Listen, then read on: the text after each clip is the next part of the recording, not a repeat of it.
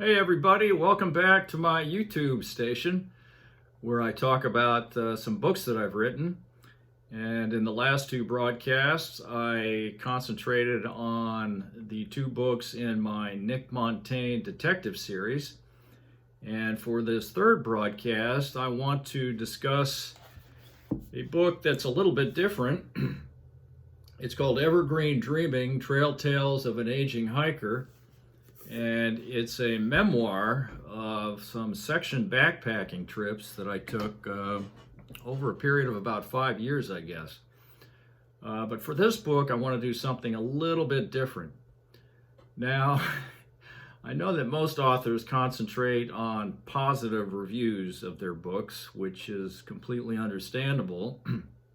But I thought it might be fun and interesting to read a couple negative reviews that I got for Evergreen Dreaming.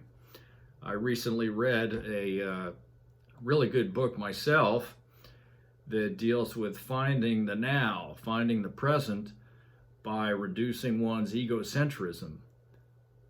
And so to that end, I thought maybe concentrating on the yang to the yin might be a good thing. So I want to read a couple negative reviews that I got for Evergreen Dreaming. Fortunately, most of the reviews I got were pretty positive, including a very good one from Publishers Weekly. But there are always exceptions. So here are a couple negative reviews that I got on Amazon and Goodreads for Evergreen Dreaming. The first one, let's see here. Okay. This is from a man. I'm assuming it's a man because men tend to be nastier than women. And he calls himself, quote, an Amazon customer. And Mr. Amazon customer gave my book 1 star and he called it, quote, boring, preachy, and trivial. And here's his review. Made it about halfway through. Tired of the lame, heard it all before preaching. That's a compound modifier, dude, so you need some hyphens. Didn't care if the guy walked another foot, and I feel sorry for anyone who had to listen to him and smell his cigars on the hike. Okay, a few things here. Hey, I'm allowed a response, okay? First, Mr. Amazon customer, everyone's entitled to their opinion, but don't you think maybe you should read the entire book before you throw it away, then go and rate and review it? It's kind of bad form to do that, don't you think? You mentioned my book was lame. Well, there are different types of lameness.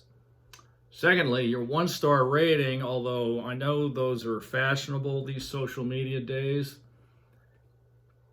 that probably says more about you than it does the book. The third thing is, and this really gets in my craw, how can you ridicule my cigars when you weren't even there? I only smoke cigars on occasion, Mr. Amazon customer, maybe once or twice a year. And I don't smoke Dutch Masters. The cigars I smoke are very good. Cohibas, Macanudos, the high quality stuff. So even though you may not like my cigar smell, there are others that may indeed like the smell. And the last thing I want to say, and I'll hang up on you, is, I can accept boring and preachy. Those are subjective, but I can accept that, but I won't accept trivial. What's trivial, in my opinion, are the hundreds of hiking books that are out there. All you have to do is go on Amazon and you'll see them, excuse me, that are basically just converted trail journals, mostly by non-writers. They're filled with, I hiked here, I hiked there, I met this trail angel, I stuffed my face in this trail town. Those are the trivial books. What I tried to do with Evergreen Dreaming, maybe I didn't succeed, maybe I did, I don't know. But I tried to lift it above the usual trivial hike here, hike there stuff. And I bring in environment. That's why the title is Evergreen Dreaming. I'm pretty big on conservation, so I wanted to sort of convey my feelings while I was out in the wilderness on what I was seeing and experiencing.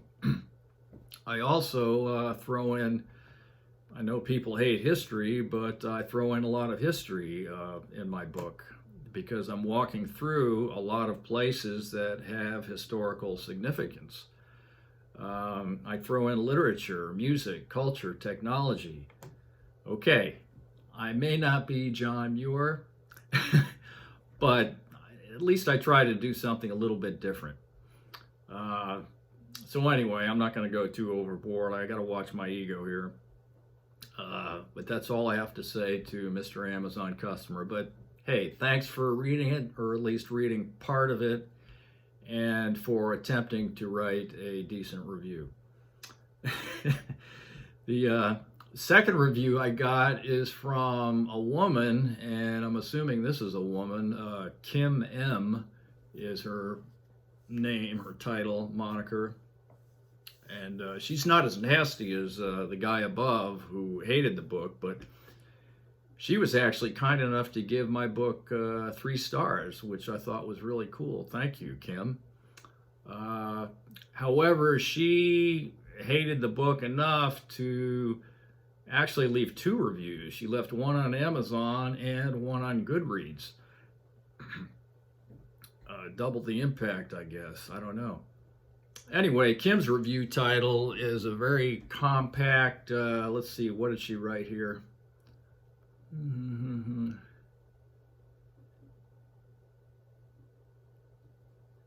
If I can find it, I apologize for this. I got the reviews right in front of me. Okay, here we go.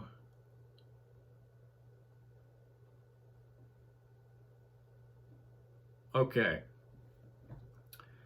She says, okay, her title, the title of her review is Not a Great Read. She goes on to say, I quote, really just wanted to read about trail adventures, not interested in the author's political views, and certainly not his views on religion. Kim, you need a couple apostrophes in there. His take on wildlife conservation made me laugh. Sounded like a city boy who never sees the disease and damage resulting from uncontrolled wildlife growth. Wouldn't read any more of his publications, just not a realistic view of the great outdoors.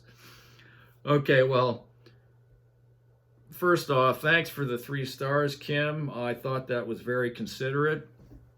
My own opinion is that, okay, although my book probably doesn't deserve 5 stars, neither does it deserve 1 or 2 stars. I think probably 3 or 4. In my view, 4, but anyway, that's my opinion. Anyway, thanks for the 3 stars. I deliberately didn't make this book about just, as you said, trail adventures for the same reasons I gave Mr. Amazon customer. Regarding politics and religion, there's very, very little politics or religion in this book. And what little there is primarily related to environmental issues. Wildlife conservation is unfortunately a political issue these days. It shouldn't be. We should all be trying to preserve our wild places as much as possible.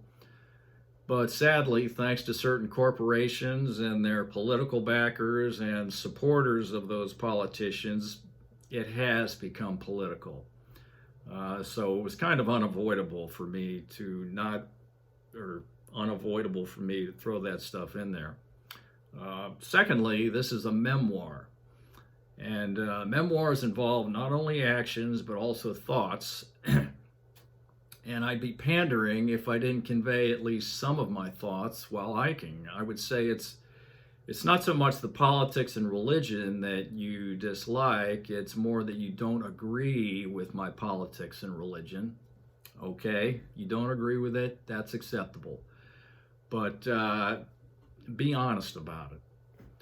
As far as uncontrolled wildlife growth bringing disease and damage to civilization, like I said in my Goodreads response, Kim, I won't even comment on that. That ridiculousness speaks for itself. I don't know where these people come from. Again, though, Kim, thanks for reading and for giving me at least 2 more stars than Mr. Amazon customer. So, okay, that's it for the negative reviews. Like I said, I got mainly positive reviews for Evergreen Dreaming. But again, there are always exceptions, and I hope you enjoyed these negative reviews. Next time, I want to discuss the contents of Evergreen Dreaming and also give some background on it, how it came to be. And I look forward to that. I hope you do too. Till then, as Ringo always says, peace and love.